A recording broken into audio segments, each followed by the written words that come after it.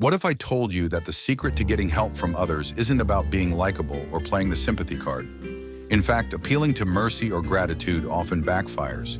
Today, we're diving into Law 13 of the 48 Laws of Power.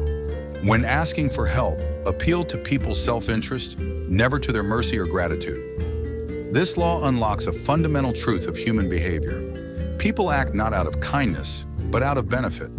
If you want influence, deals, or support, you need to understand what's in it for them, not what you think they owe you. Let's break this down. Let's start with a common mistake. Many people, when asking for help, say things like, "You owe me. I've always been there for you. Please do this for me just this once." This might work in personal relationships short term, but in the world of power and influence, it's ineffective and risky. Why? Because it puts people in a guilt-based position, and no one likes to be emotionally cornered. Now flip the script. What happens when you frame your request around the other person's benefit? Suddenly it becomes a win-win. You're not asking them to sacrifice. You're giving them an opportunity. Let's go deeper. Gratitude fades, but self-interest sticks. Think about this. Someone may have helped you in the past, but how often do you feel compelled to help them again just because of gratitude? Exactly. Gratitude fades over time.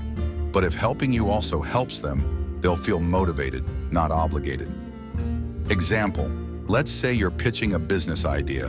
Instead of saying, "I need your help, please believe in me," try, "Here's how this deal could give you a 20% return in 3 months."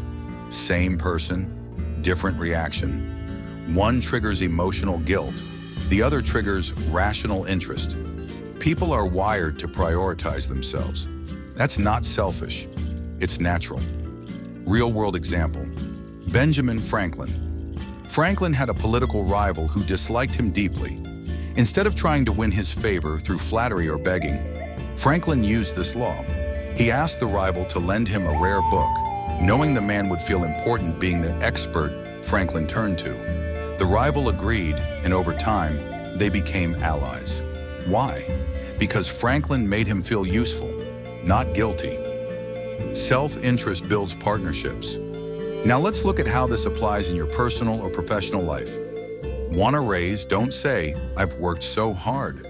Say, "Here's how I've increased revenue by 20% and how I can do even more." Need support from a team member? Don't say, "You owe me for helping you last time." Say, "If we do this together, we'll both be recognized by leadership." Appealing to self-interest aligns your goal with theirs, and that creates sustainable relationships based on mutual value. What this law is not saying, let's be clear, this law doesn't say you should manipulate or deceive. You're not lying, you're strategically framing the value in a way that makes sense to them.